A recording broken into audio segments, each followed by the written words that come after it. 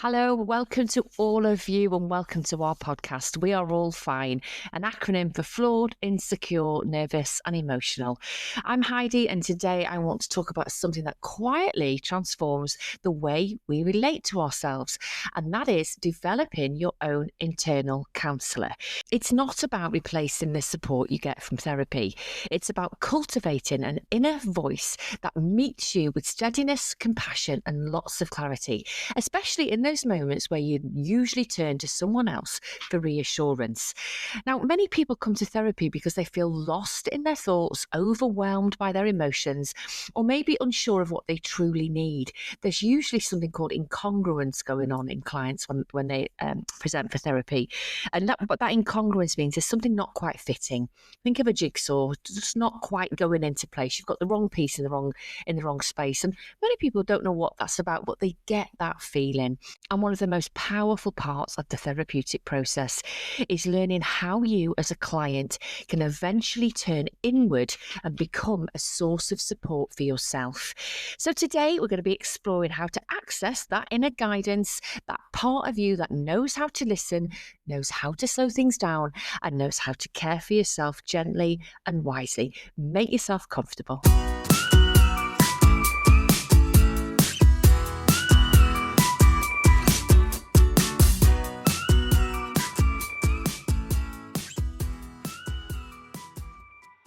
Let me start by talking about how you can understand your internal counsellor. Now, this internal counsellor isn't a voice telling you what to do or judging you. And it's not the inner critic that we've spoken about on previous podcasts, that inner critic that you've become used to hearing. It's none of those things.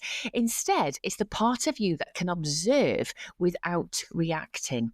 And there's a part of you that can hold your emotions without having been eaten alive by them or swallowed up by them. It's a part of you that can be grounded and is going to offer you compassionate guidance. And it's a part of you that is going to allow you to sit with the uncomfortable feelings without judging you or criticizing you for having a bad day or having a bad moment. It's going to be that voice that's going to say these types of things to you. Hang on, slow down, stop a little moment. Or when your body needs attention, it's going to be that little voice inside of you that there's a feeling that needs you to just do something. And it's going to be a little voice that's going to tell you that you're safe enough. It's okay. You're doing a great job. It might be difficult, but I've got your back. It's that internal dialogue. It's that internal voice. This is your internal counsellor.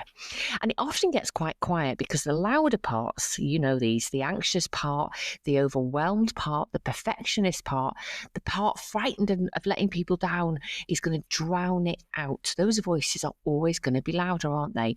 But your internal, quieter voice, it is always there. It's just waiting for a space to speak. It's not surprising that quieter internal voice that we all have gets drowned out by all the emotional noise and baggage that we carry in our brains every single day.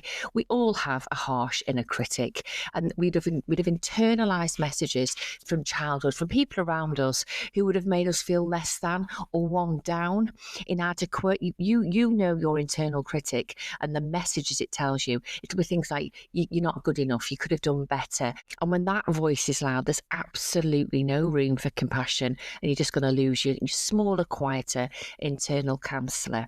And think about when your emotions are spiking, when you feel overwhelmed, scared, anxious, worried, depressed. Your brain is going to shift into survival mode, fight, flight, freeze or fawn. Now, in those states, any kind of internal reflection will become really, really difficult. And your internal counsellor, it needs calm ground to be able to speak from, and it's not going to have it when you're in fight, flight or freeze mode, is it? And think about the learned patterns from your past. If your feelings weren't validated when you were growing up, if you were dismissed or shamed or told to get over it or what's wrong with you, pull yourself together, you may not have learned how to actually comfort yourself and soothe yourself in the moments where your internal counsellor really well can be your friend. But We can relearn that. And think about the busyness when life is filled with noise, we're rushing from here to there, there's pressure, there's expectations, there's just no space to notice what's actually happening inside. So the internal counsellor is going to speak softly, and it just needs those moments of quiet to break through so you can connect to it and you can hear it. And when you've developed that, and I'm going to tell you how you can do that in a moment, those are the times you can start to trust yourself a little bit more, your judgments, your feelings, without any harsh criticism. So how are you going to develop it then? We know it's there. It's not about building a perfect inner voice. Please don't think that. It's about cultivating one that is a kinder one, slower and steadier than the automatic reactions that you're so used to listening to. So I have 5 practical ways that you are going to be able to build and develop your own internal counsellor. First thing you need to do is create a pause before you react. Your internal counsellor lives in that pause. I say this to my clients. So even a 3-second breath will create enough space for you to change your perspective. It's in that moment of pause you can shift from reacting to reflecting. And that's something counsellors do naturally. We reflect a lot. So your internal counsellor will take that pause as a little nudge to be able to breathe, gather yourself. Second thing you need to do is practice that kinder inner dialogue. Think of how your counsellor, if I was counselling you, how would I speak to you? I would be gentle. I certainly wouldn't be judging you. I would have a gentle curiosity, and I would totally respect you and your pace. So think of things how you can turn that inwards for yourself. The more compassionate language you use, the easier it's going to become to access that calmer inner counselling voice. The third thing, ask reflective, open-ended questions. Now, as a counsellor, we don't give quick answers, and we certainly don't give advice. What we do is we slow things down in your mind and in your world by asking those open questions that will invite understanding. So do exactly the same for yourself. If you were in my room now, I would be asking you things like, what emotion is actually at the core of this, do you think? Or are you reacting to something in the present, or something in the past, or something in the future that you're scared of? And I always ask, is it fact or is it fiction? Because 99 times out of 100, whatever you think you're feeling or reacting to is usually not correct. It'll be fear-based.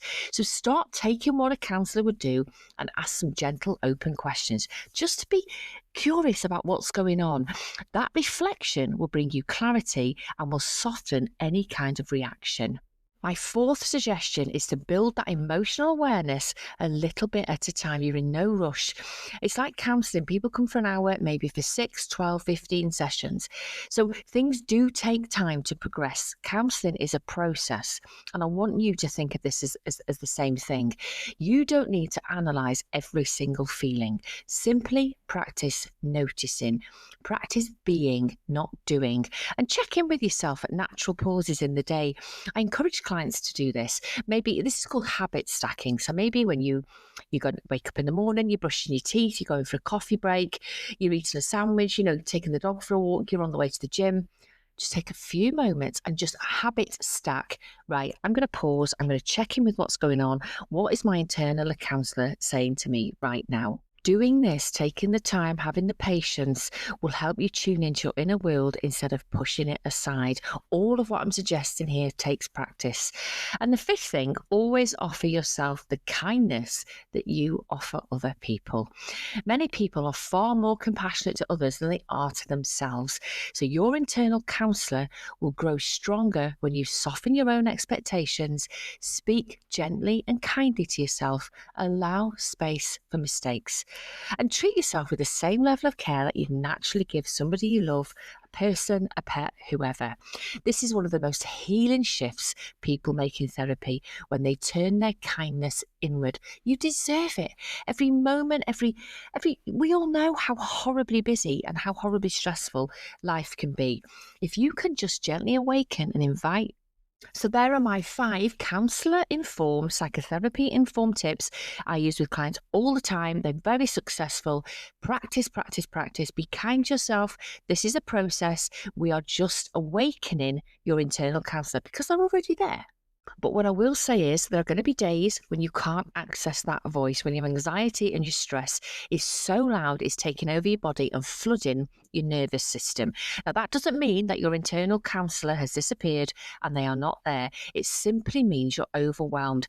And even just knowing that, you can be kinder to yourself, can't you? Okay, I'm doing nothing wrong. I just need to take whatever it is you need to ground yourself, to understand what's happening here. The noise is too loud. I need to do something with that.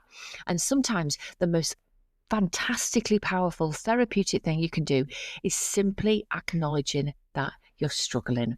Sit quietly, find the inner voice, see what it needs to say, see how it's feeling, and just tune back in. And if you can't, that's okay. It's still going to be there. And when it all gets a little quieter in your head and in your world, you will hear it.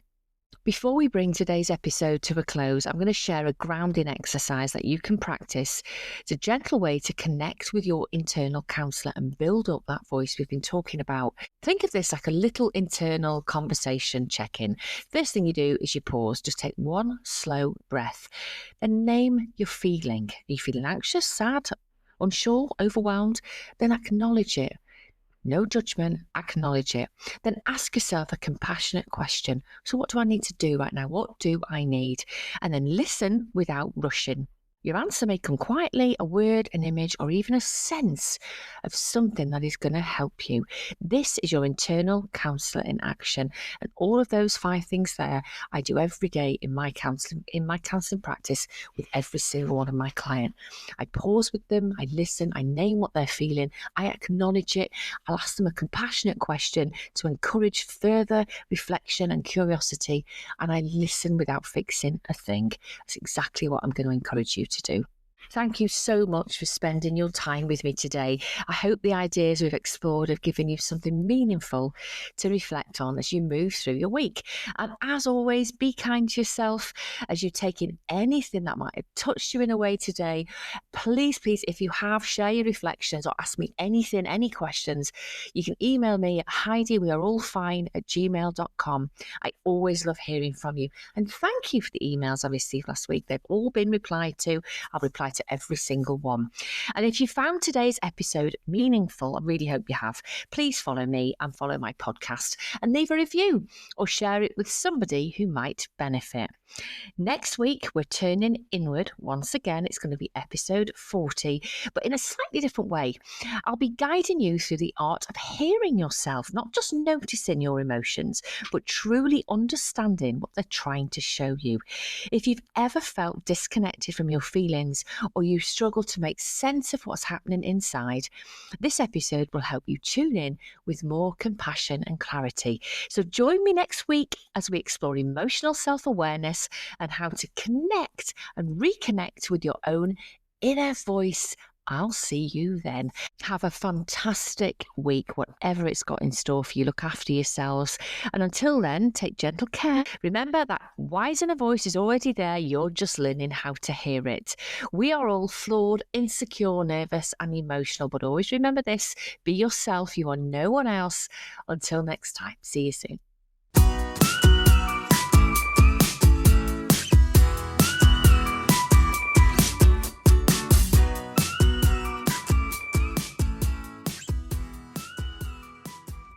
Finally, some important takeaways. The podcast is for informational use only and should not be used as a substitution for professional advice or for personal diagnosis. These opinions are personal, and I do not guarantee the accuracy of such opinions or information. I'm not intending to create a counselling relationship with you, and you should always consult a qualified mental health professional with any concerns.